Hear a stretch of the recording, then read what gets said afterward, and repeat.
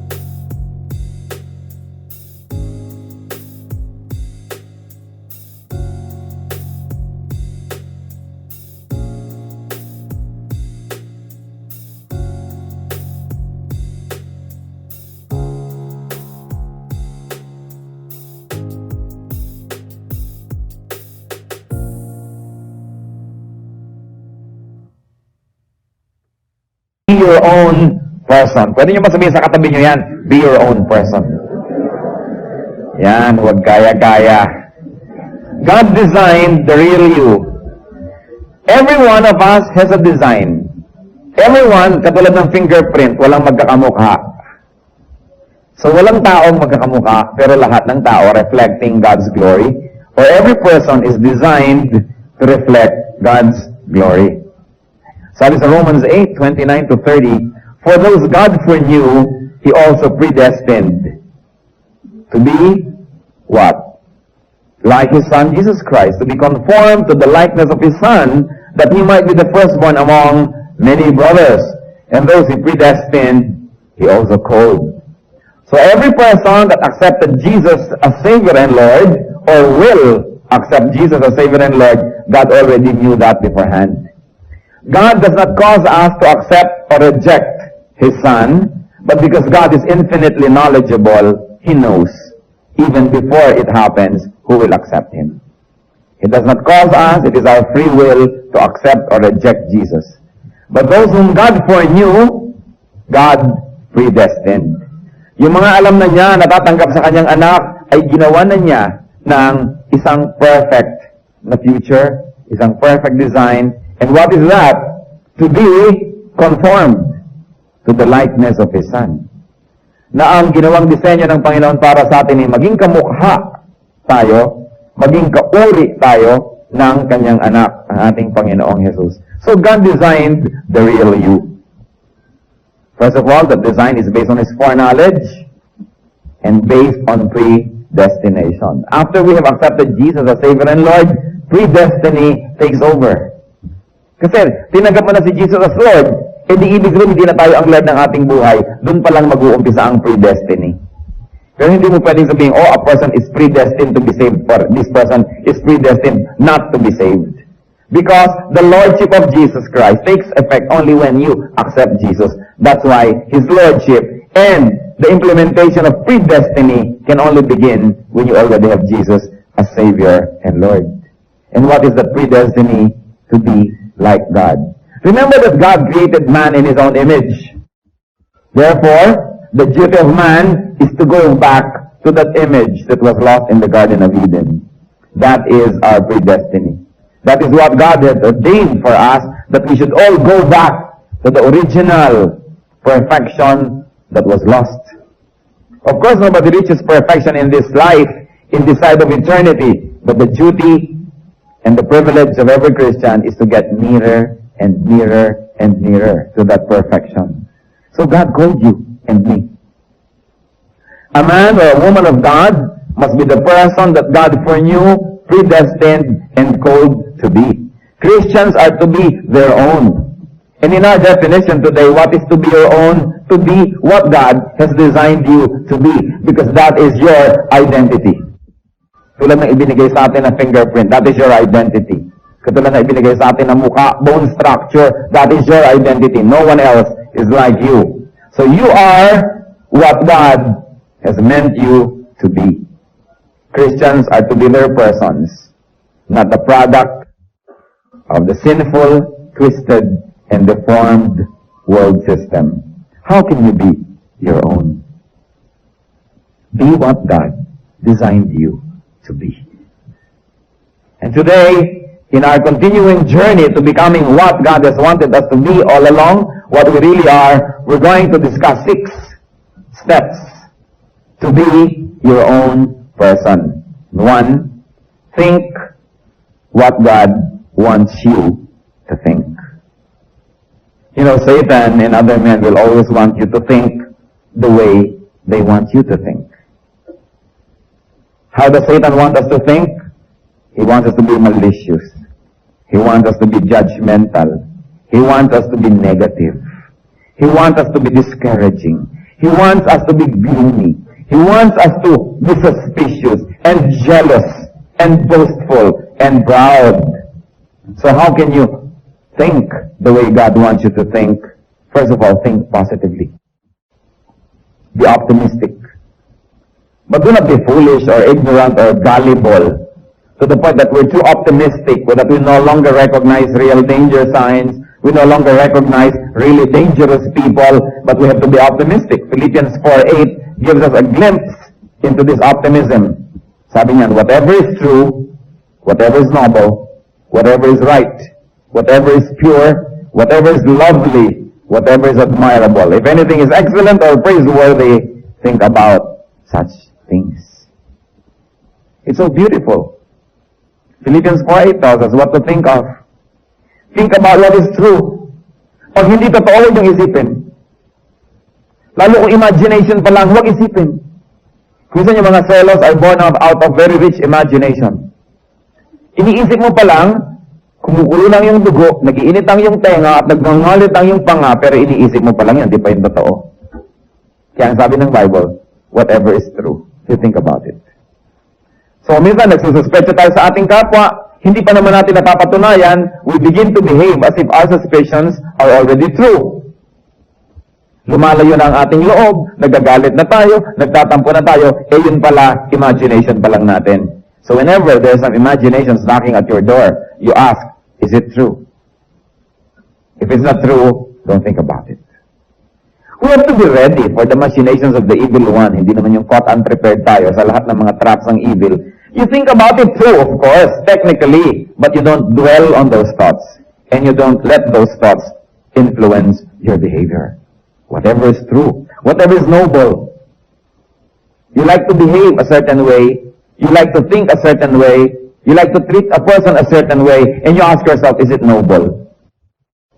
Ito ba ay katangi-tangi? Ito ba ay kapuri-puri? Ito ba ay maganda at makila? At sabi, whatever is right. So alam na agad natin, I think every one of us knows what's right and what's wrong. I think nobody here agonizes na hindi malaman kung alin ang right at wrong. Alam na natin yun.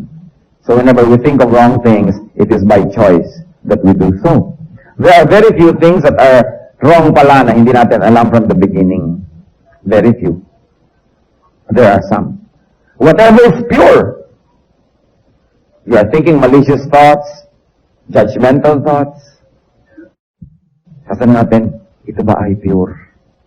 Or am I manipulating people and events. Alam niyo po, marami mga tao magaling mag-manipulate. They have a certain script, and they make every person behave and speak according to that script through their machinations, through their charm or whatever it is. But whatever it is, sabi niya, sa Bible, whatever is pure. Then you ask, whatever is lovely. Think of these things. Whatever is admirable. If anything is excellent or praiseworthy, think about such things. So, ang tanong natin lagi, pag meron tayo palang iniisip, is it true? Kung hindi true, hindi ko ito masyadong bibigyan ng pansin. Baka haka-haka pa lang. Bintang pa lang. Marami sa atin yung bintang, kung makakilos na tayo, parang totoo na eh. Kaya mga napagbibintangan, judge agad. Maging sa hukuman, matagal nga bago magbigay ng verdict. Minsan mga Kristiyano, mabilis magbigay ng verdict. You ask myself, is it noble? Okay, I'm thinking of doing this thing, but is it noble? Is it right? Is it pure? We have failed many times to stop and think about these things. That's why we think of wrong things. And whenever our thoughts are inclined towards a certain direction, be sure that your life will also follow that direction. Nauuna lang naman yung thought. Kaya binabantayan ang thought. Nurture pure thoughts. Sabi ng Psalm 33:5, the Lord loves righteousness. Natutuwa siya at lumiligaya siya kapag merong katuwiran, kapag merong righteousness in our lives. So we think about such things. So remember, one step in becoming your real you, think what God wants you to think. Kasi bibigyan ka naman ni Satan ng mga alternative thoughts. Ungodly people will suggest ungodly thoughts. And even our own ungodliness in ourselves will try to surface and teach us. But remember, if you have to be what God has predestined you to be, think what God wants you to think. Then too. At ito, breakdown na lang yan. Yung think overall na yun eh. See what God wants you to see. Very often we say the eyes are the first to leave the Lord. And it's true. Eve saw the fruit, then later she came near, picked, and ate. Yung mata binabantayan. Binabantayan natin kung ano ang dinadapuan ng ating paningin. So, how do we see what God wants us to see? First, see the good in others.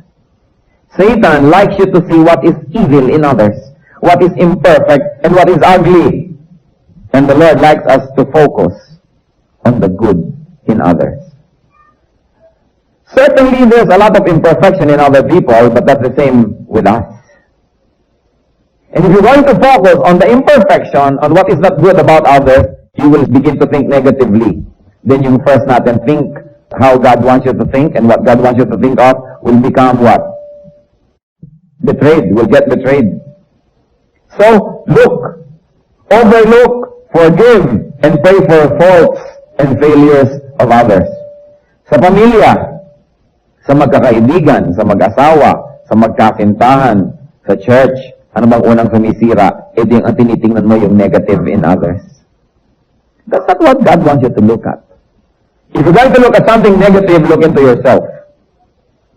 If you're going to look at something nice and good, look at other people.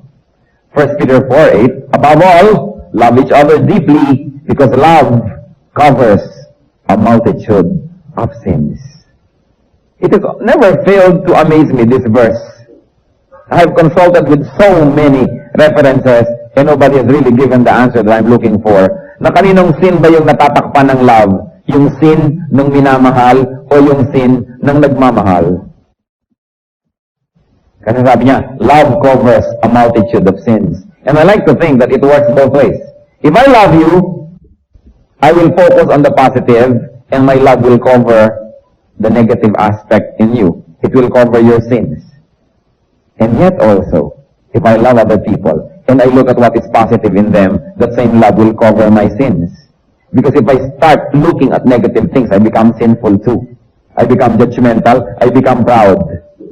I probably become unkind. So, both ways. Love covers a multitude of sins. You want to sin less and less and less? love more and more. The way God wants us to love. Because if we love people, there will be very few things that they'll do that will probably hurt us or will make us judgmental or strict. Because love covers a multitude of sins. Kaya nga kung minsan mayroong nabasag na baso, depende kung sinong nakabasag para tayo magalit. Pagka loved one mo, ang tanong mo agad, nasugatan ka ba? Pero pag iba, lalo katulong, makabasag ka na naman, salary deduction. Pero pagka mahal mo sa buhay, pagka anak mo, titingnan mo agad kung baka nasugatan. Most of the time, it's not what people do, but who does it that becomes important. So we should love more. See what God wants us to see. Because no matter how we try to go through life, ang bawat isang tao, meron talaga yung kapintasan At meron talaga yung katangian. Pag yung kapintasan ang lagi niyong tiningnan, kung meron kayong konting pag-ibig, mawawala pa. At pag nawala na yon, lalong lalaki ang kanyang mga mali. At lalo namang lalaki ang ating mga mata sa pagtingin sa kanyang mga mali. At lalong magiging miserable ang buhay nating lahat. So when you're looking at somebody else, you say, is this God, what God wants me to see? Okay, I'm looking at someone. Is this what God wants me to look at? Or God wants me to look at something positive and nice and beautiful and pure? Another thing under that, seeing what God wants us to see opportunities beyond difficulties. Ang mga godly people, when there's a difficulty, when there's a problem, when there is what you might call a tragedy, they look beyond it and see God. And see an opportunity. There's always an opportunity in every difficulty. Lahat tayo puyat dahil sa kasalan. At masaya naman tayo na puyat dahil sa masayang bagay. But tomorrow morning, Sunday, that's an opportunity to come on time. Is it not? Kasi konting-konting pagkakataon lang yung lahat tayo puyat, huwag yung papalampasin yung opportunity na maging dakila at maging bayani. Sapagkat ang kadakilaan at kabayanihan ay nangyayari lang sa mga mahihirap na pagkakataon. Kaya pag mayroong mahirap na pagkakataon, ito talaga, nakakainis itong taong ito, then this is my opportunity to be kind. Otherwise, kung mabait naman siya, I don't have any opportunity to be kind. It only follows that I should be kind dahil kind siya. Kung hindi na siya kind, this is an opportunity for my life to shine dahil nag-brown out. Kung ang liwaliwanag na, yung imunting ilaw nyo, hindi na yung mapupuna. Pero kung habang lalong sumisidi ang dilim, lalo namang na-appreciate kahit kaprasong ilaw lamang. Kaya habang gumugulat mo, this is my opportunity to become. They have a point, I will be the counterpoint. They have a thesis, I will be the antithesis. In fact, I will be the synthesis. Meron silang kontra, kukontrahin ko yun para mag-balance. Nagkakagulo na dito, nagsisigawan na, I will become. This is my opportunity to shine for the Lord.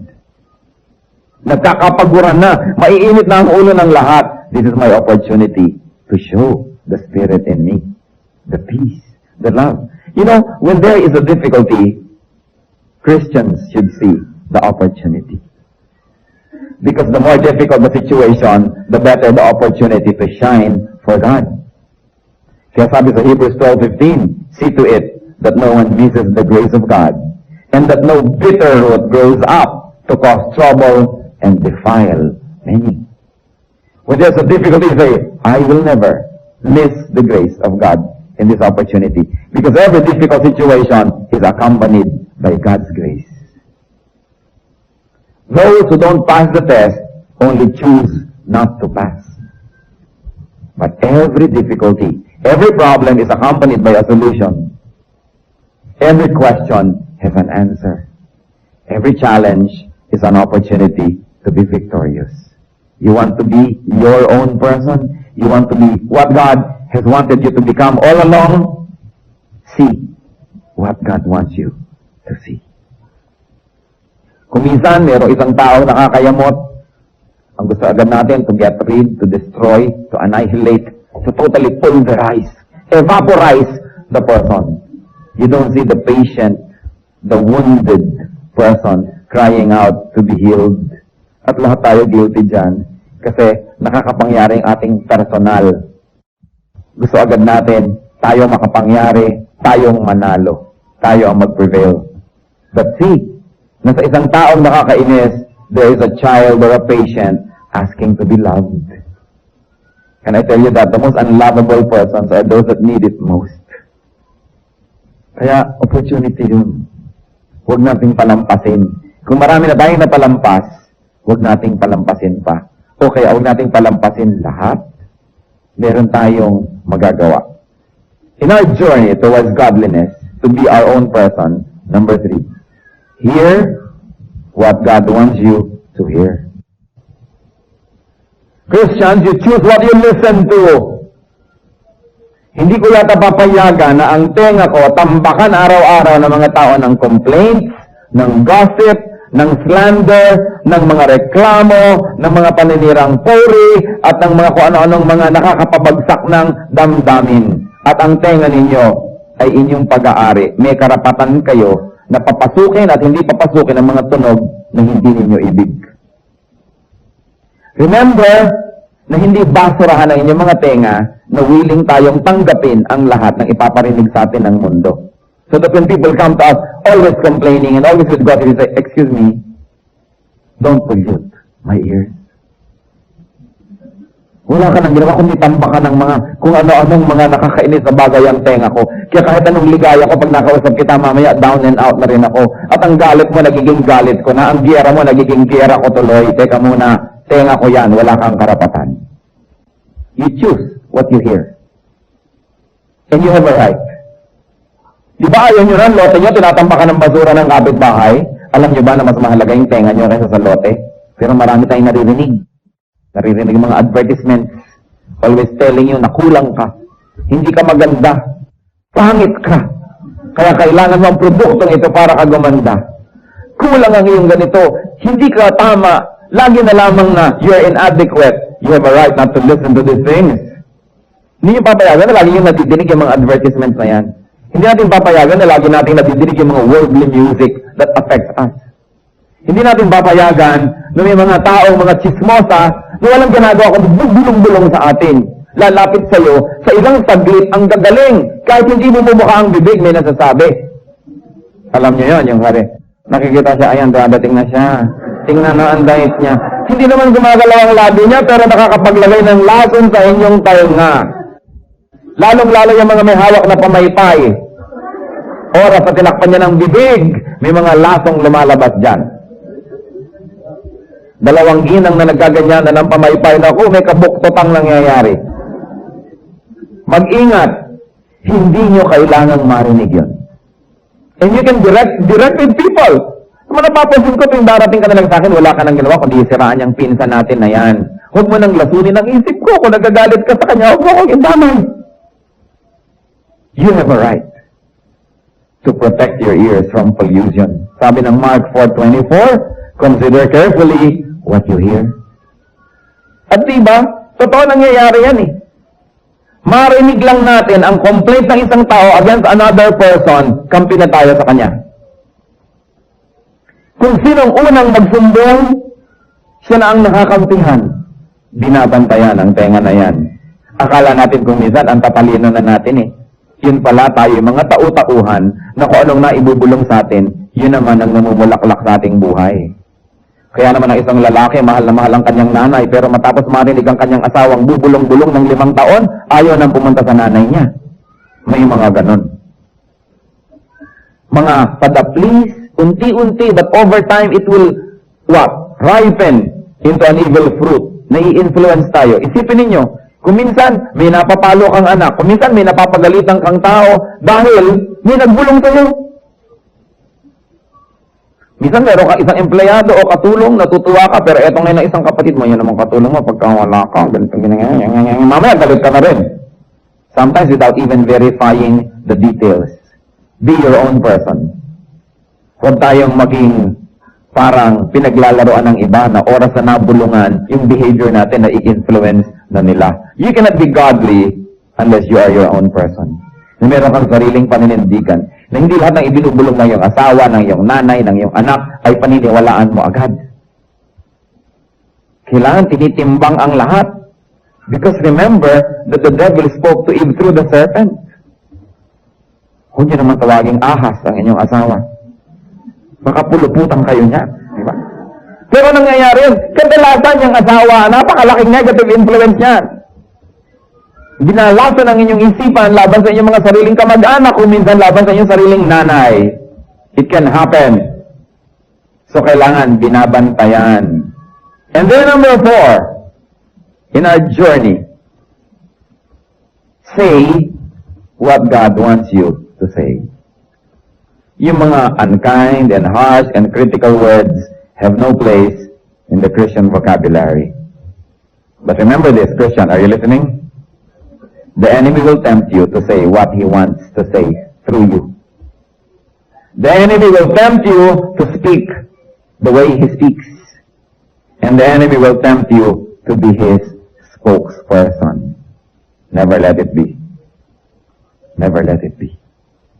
Kung minsan gusto ng demonyo na pag-awayin ng dalawang tao, so sa'yo ibubulong para ikaw ang magsalita nung siya ang gustong magsabi. But he cannot say that. Wala naman siyang vocal cords. He does not enter the physical world. So he will need your physical body. He will need your mouth and tongue to speak on behalf of him. And you don't allow that.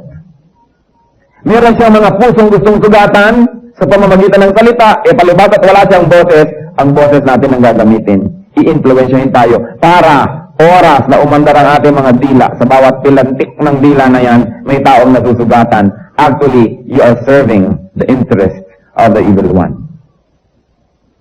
Merong taong magkasundo, gusto ni Satan pagkagalitin. Anong gagamitin niya? Ang ating labi para pagkagalitin ang dalawang taong ito. In other words, you are serving the interest of the evil one. Whenever you open your mouth, Christian, say what God wants you to say, not what Satan wants you to say. Kapag ka merong mainit na pagtatalo o kaya merong napakahirap na sitwasyon, gustong-gusto mo nang saktan ng damdamin ng mga tao at murahin sila at magsalita at manumbat. Say to yourself, wait, is this what God wants me to say? Dahil pag nasabi natin, hindi ito ang gusto ng Diyos na gusto kong sabihin, definitely you are serving the interest of the evil one. Grabe ang deception. All around, there is deception. Kaya ang sabi ng Luke 6:45, the good man brings good things of his mouth, out of the good stored up in his heart. And the evil man brings evil things out of the devil, and out of the evil stored up in his heart. At ano pong sabi? For out of the overflow of his heart, his mouth speaks. Kung anong laman ng puso, yun ang lumalabas sa bibig. Kaya binabantayan kung anong maririnig, kung anong nakikita, sapagkat yan ang entry point into the heart. At pag lagi tayong nakakakita ng evil, lagi tayong nakakarinig ng evil, ang laman ng puso evil, pagbukas ng bibig, yun ang lalabas. Natural. Para rin kung ano ang labas ng sikmura, when we throw up, that is what will come out. Ano nga namang maiba?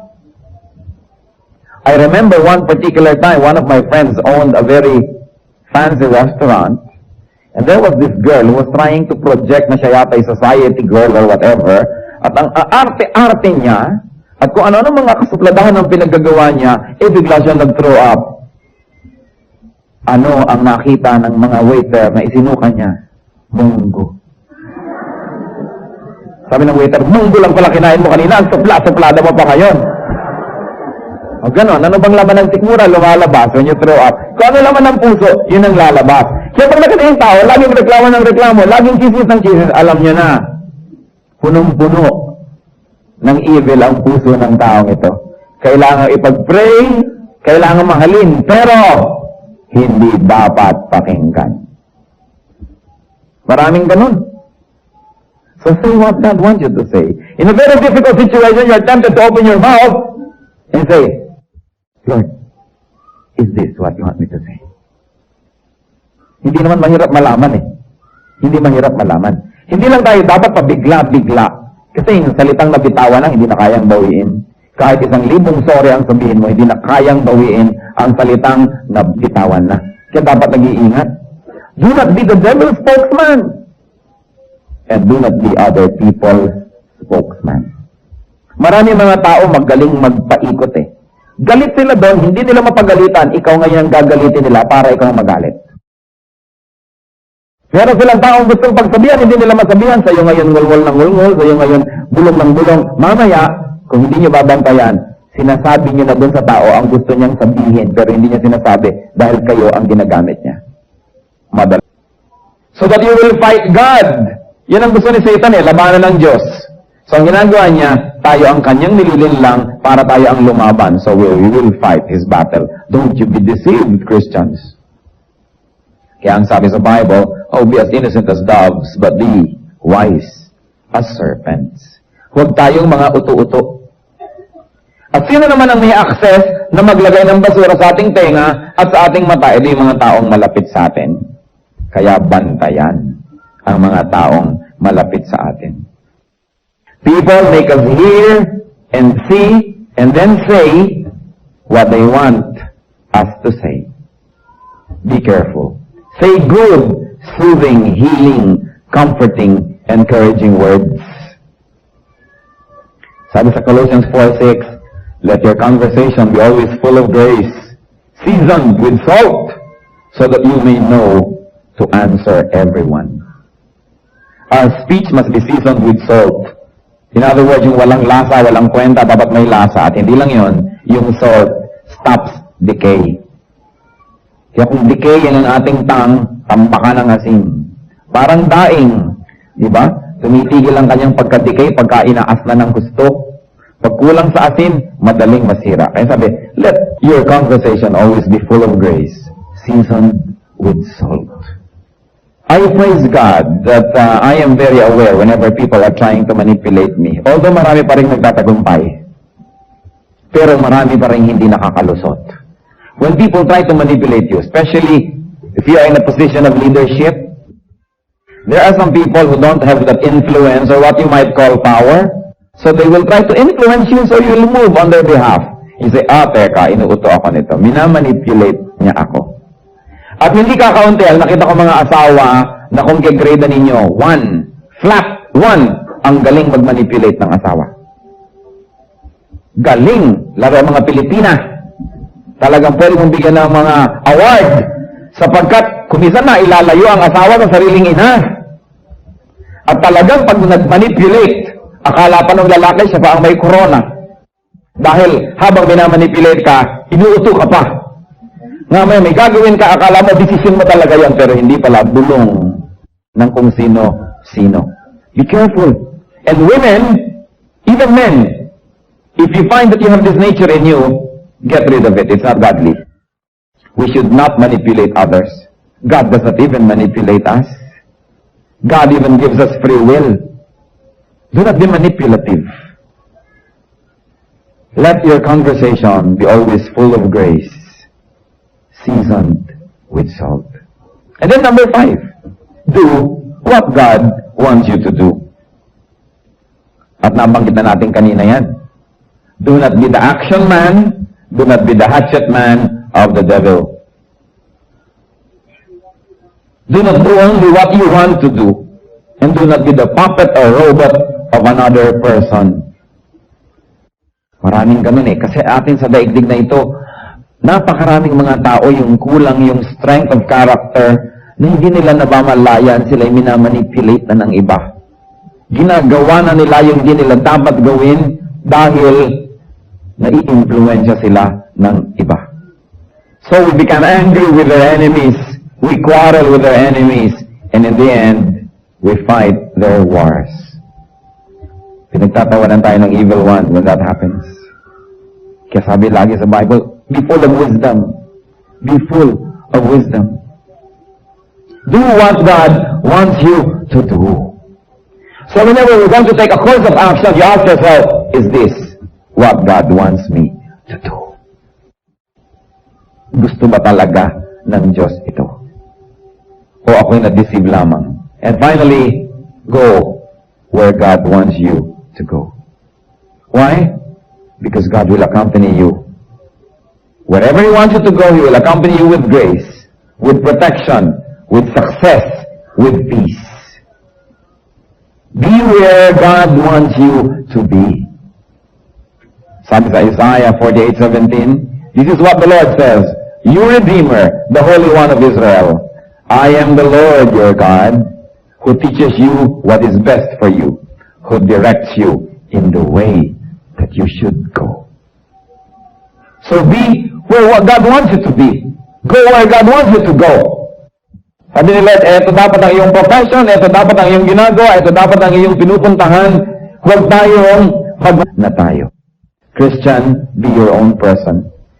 Do not be vacuum-headed. Do not be manipulated by others. Control your thoughts. Alam niyo yung vacuum, kahit ano, hinihitit. Pag hindi puno ng wisdom and godliness ang ating mind, hihititin yan ng kung ano ng mga basura everywhere. So make sure you can never imagine what kind of letters I get. What kind of indecent proposals I get. And I said, kilala ko na itong letter na to. I will never read it. I refuse to read it. Why should I allow a person to unburden that person's thoughts into me? Di ba pag meron tayong gustong sabihin, pag nasabi na natin, lumuluwag ang ating loob? At sino ang sumikip ang loob, yung napagsabihan, inilipat natin sa kanya. I refuse. Kung ano man ang nararamdaman mo, sarilihin mo na lang. Huwag mo lang ilipat sa akin yan. Buntot mo, hilahin mo, at bakit mo sa akin ipapahilay ang iyong damdamin?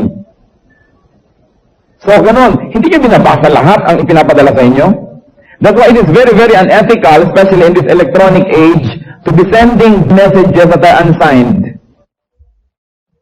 Yung mga kung ano-anong code, hindi mo kilala, it's very unethical. You have no right to enter a person's mind with your thoughts without even having the decency to sign your thoughts.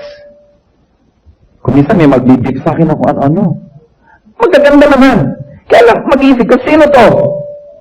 Bakit mo ako ginaganito? Anong karapatan mo na pag-isipin ako sa oras na to? And so, yan ang mga intrusion sa ating buhay. Mabuti pa nung araw walang telepono, walang fax, walang mga beeper. Kung hindi person to person makipagkita sa'yo, hindi masasabi ang layunin. Pero ngayon, it is so easy to hide in the dark and yet be able to unload your garbage into another person's mind. I tell you this, be the guardians at the doors of your eyes and ears. It is your basic right not to see what you don't want to see and not to hear what you don't want to hear. Do not let your mind become a blank tape na kahit ano na lamang i-tape ng iba pumapasok tuloy. Tanggalin niyo yung parang tenga, no taping allowed. Hindi ko pwedeng pakinggan ang ayaw kong pakinggan. Sino magbigay sa'yo ng karapatan na mapaluwag mo lang ang dibdib mo, ipapasok mo sa tenga ko ang laman ng iyong dibdib, lalo kung ayaw kong pakinggan yan. It is my basic human right not to hear what I don't like to hear. And Christians, do not be the loudspeaker of others. Do not be a lip-sync artist. Alam niyo yung lip-sync, di ba? Lip synchronization. Yung mga kumakanta kunwari sa TV pero gaganon-ganon lang ang bibig kasi kasabay tape. Diba? Madalas mga tao ganyan. Bumubuka-buka ang bibig pero ang nanggagaling na sound hindi naman galing sa puso nyo, galing sa iba and you're being used. Nag-lip-sync kayo nun. Don't permit it. Control what you say. And Christian, do not be a robot. Control what you do. Do not become an unwilling participant in many people's games. And then, do not be a guided missile or a remote-controlled machine. Control your direction. Go where